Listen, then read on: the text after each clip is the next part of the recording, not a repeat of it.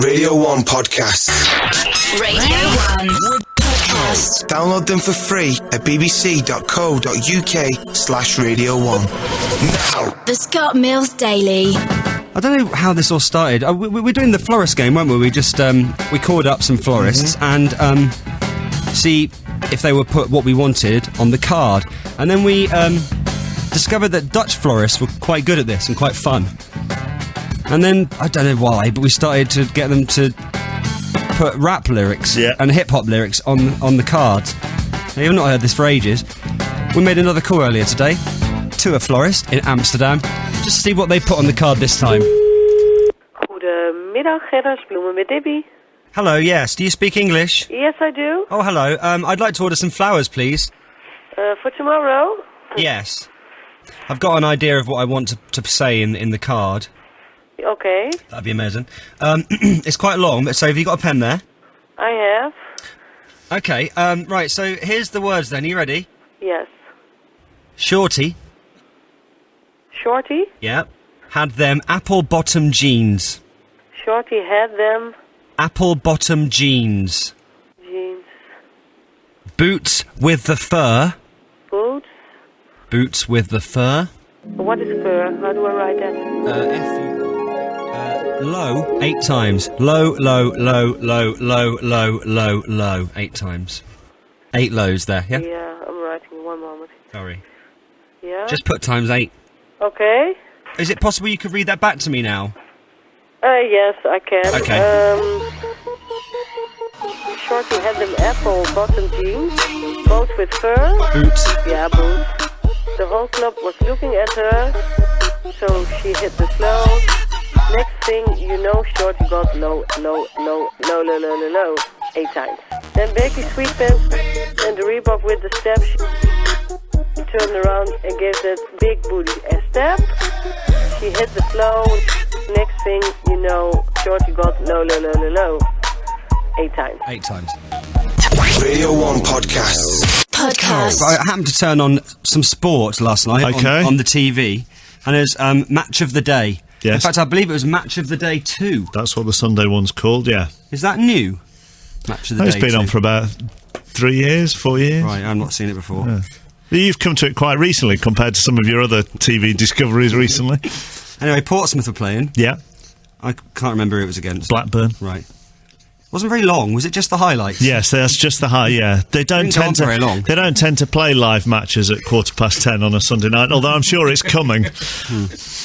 Anyway, did you see it? No, I didn't. I don't know what was going on, but through the entire match, there was someone ringing a bell. Yes. Right, I've got a clip of this. Listen. Nervy moment for the stand-in for David James. Mark Hughes, who's seen his team collect 52 points so far this season. They've matched their total from last year already. God, how annoying is that? All the way through. Is that what they do at football these days? No, that's what happens at Portsmouth, because he's their most famous fan. That's John Portsmouth FC Westwood. Is he the town crier or something? Who? And he turns up in a big blue and white hat and just a waistcoat. I don't know what he wears on his trousers. Portsmouth tattoos everywhere and rings a bell. You wouldn't be sat next to him, would you? No, you wouldn't want to be sat next to him, no. God, all the way through. Suggestions of offside, but it breaks loose and Defoe... Oh, just shut up with the bell now! You certainly wouldn't want to be sat next to him as you're from Southampton. Well, yeah. He might be ringing that bell off your head. I think you might be right, with his big tattoos. So hello if you're listening, I don't mean to upset you in any way. I just wish you'd stop ringing the bell. Good play there by Roberts away from Distan. Saved by Ashdown. Well, Jamie Ashdown hasn't had too much to do in the first half, but he dealt with this pretty well from Jason Roberts. Oh, stop with the bell now! Did you do that all the way through? Yeah, he does. God. They're in the cup final. Do you want me to see if I can get you a seat next to him? Are the tickets next to him cheaper than the rest of them? I don't know Portsmouth ticketing system, no. Radio 1. Scott Mills. Now, we all remember karaoke, don't we, from before I went away? Karaoke is just like karaoke, but it's sung by people called Barry. And we had this Barry on. Hi, my name's Barry Lewis. I'm from Western-super-Mare. I'm a quantity surveyor, and I'd like to dedicate this karaoke to my pregnant girlfriend, Rebecca Gardner. And this is the song that Barry did. Like a pose. J.M. Barry wrote Peter Pan. Bit of Madonna Barry Vogue. settled off the slim fast plan. Barry chuckle to me to you. Barry Scott will clean your loo. Barry Humphries, Barry Sheen. On the cover of a magazine. Barry Manilow, what a nose. Barry Cryer, he wrote shows. They had style, they had grace. Barry McGuigan, punched people in the face. George, Gibb, Barry Island 2. Barry from EastEnders, we love you. Barry. That was Barry. Got some good news, chappers. Go on. We have had our first Barry baby. Oh. Hi, Barry. Hi, Warren. So tell us the exciting news then. Well, Thursday evening we had a little girl. It's about 11:45. Oh, bless. Congratulations. Thank you very much. And so it's a girl. Yes, it is, yeah. And what are you going to call her? Oh, obviously we're going to call her Barry. Excellent. That is lovely. Thank you so much. Keep it in the family. Yes, yeah. It's running through in the veins, definitely, so... Are you really going to call her Barry? No, we're not really. All right. Are you tempted to, but your girlfriend doesn't want to? Absolutely, Yeah. yeah. It's like the Barry thing, definitely. Yeah. I bet that was a difficult conversation to have, wasn't it? Yeah, absolutely. What's her actual name, please? Phoebe Jane. Oh. Phoebe Jane. It's nice, but it's no Barry. No. Is it? No. If it's like a Phoebe Jane hyphen Barry, that'd be good. Can I ask you, did you have that thing that, parents do when they see their little child when it first comes into the world and they look at them and they think, that is a Phoebe, that is? Was it like that? So we went to Centre Parks and sort of planned the names beforehand, so it was kind of like, it was either going to be Barry or Barry, so...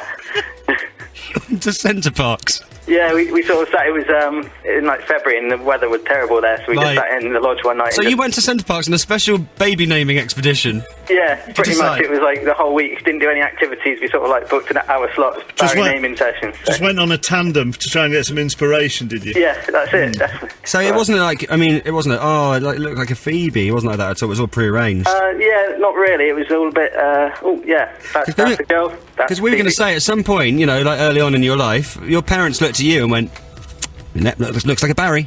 Looks like a Barry. It just, I don't know what it was, maybe a little sort of halo above my head or something. Yeah. Good to speak to you, Bazza. Thanks very much. I keep getting stopped in the street and stuff, and I've got the Barry ringtone.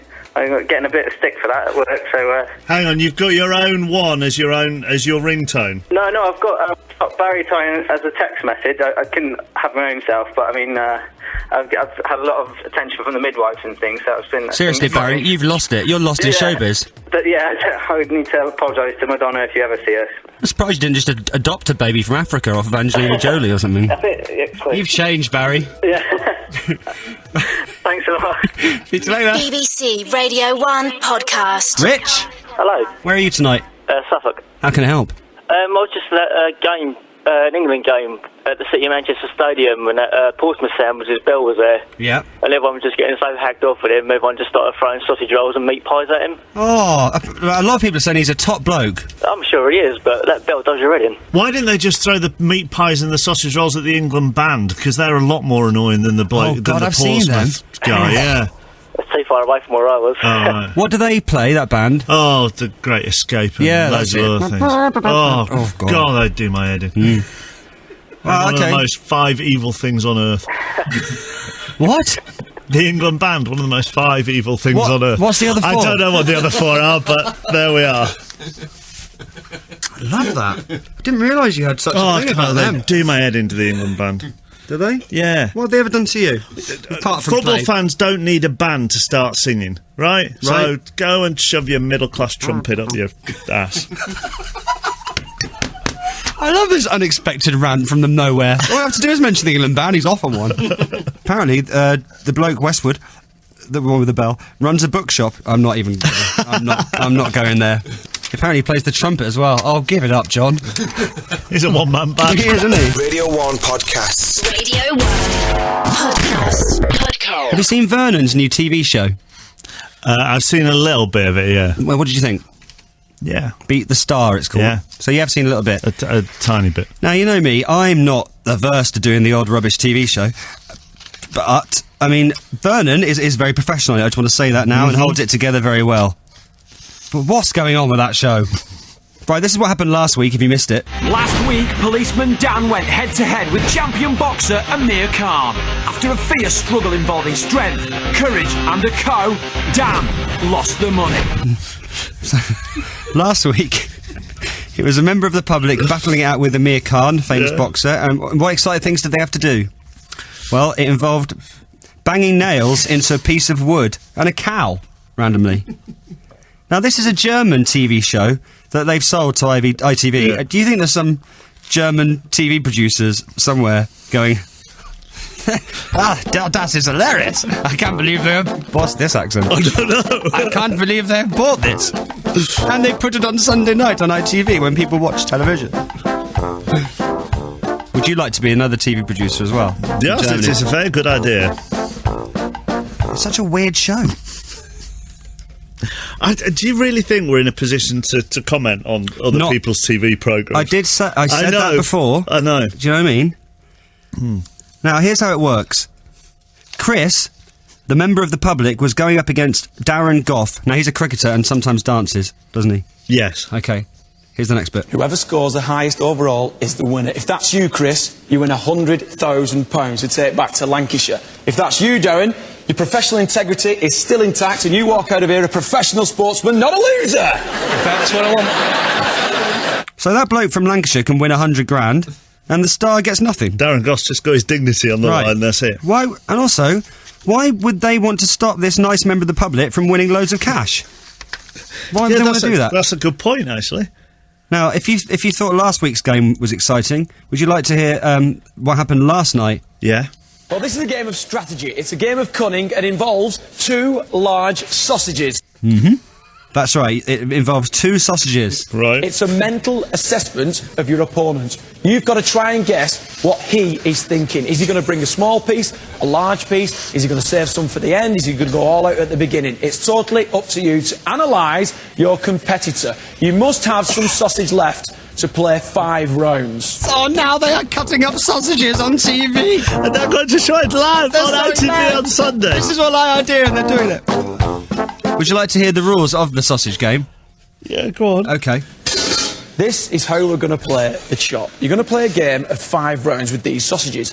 Each round, I'm going to ask you to chop off a piece of sausage and then bring it to me and I'll weigh it. Whoever has the heaviest piece of sausage will win that round. It's the best of 5 rounds, but you must make sure that you've got enough sausage to play all 5 rounds.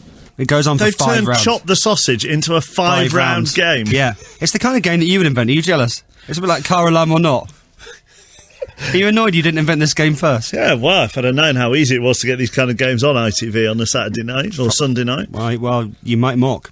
Listen how tense the sausage game gets. All right, check out the tension on this. In your own time. 3, 2, 1, chop.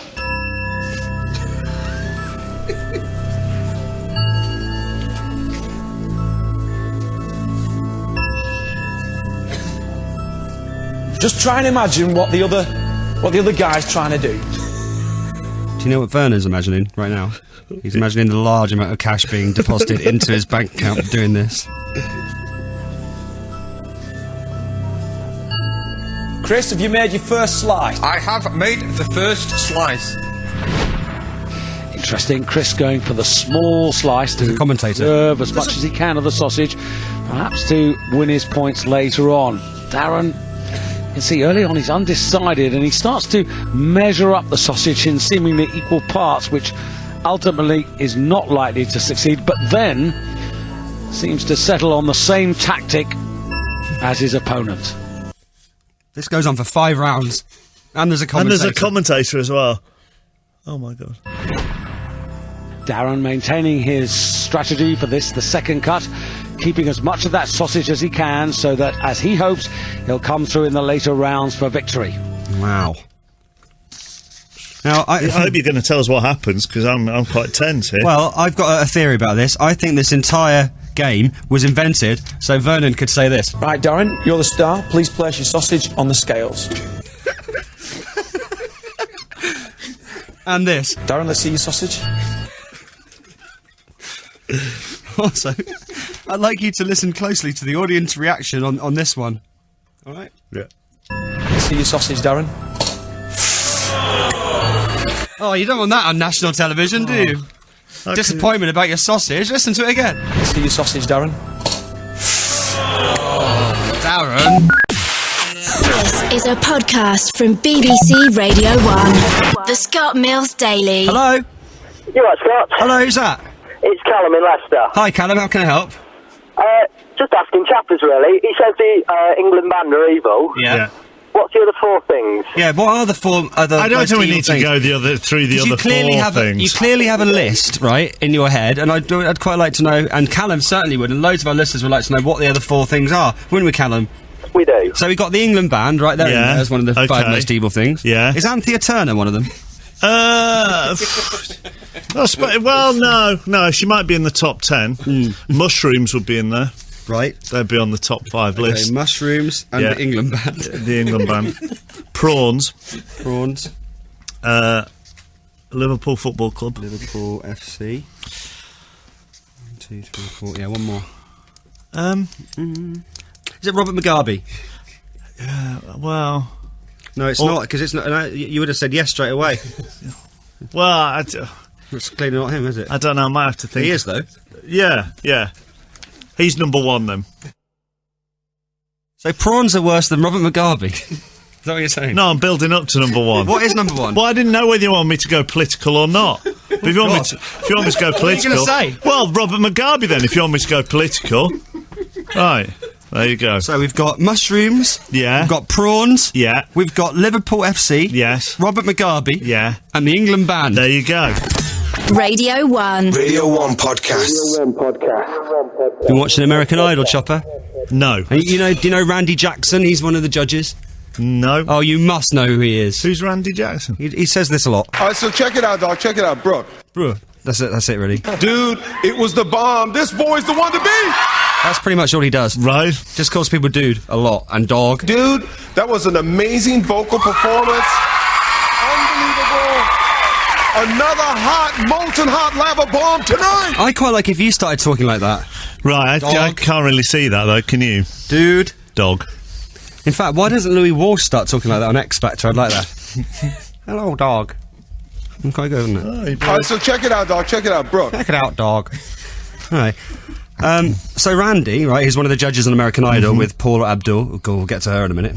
And Right. Simon, right? He's got a new business now. What is it? Right?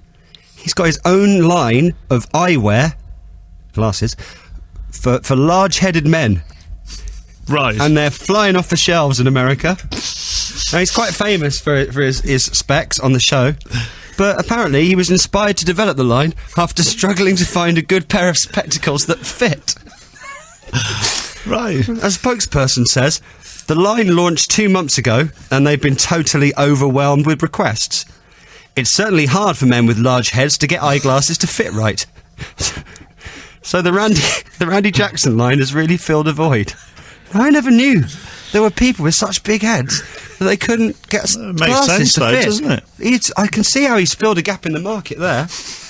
A big gap. Have you ever noticed that before? But you haven't seen it, have you? But has anyone else noticed it before about Randy? You don't watch American Idol and go, God, his head's big. Look at his head compared to Paula Abdul. Hello. Hello. Who's that? Hello, Julie from Brighton. Hi, Julie off of Brighton. What are you saying? I bought a motorbike and I was trying to get a helmet to fit me, and the only one that would fit me was a child-sized medium. Please don't laugh at me. I'm not laughing at you. It was him. I see. I wasn't laughing at all. You were. I wasn't. I was closing my eyes and pinching my nose in a kind of sympathy for you. Has it got like Bob the Builder on it or something? No,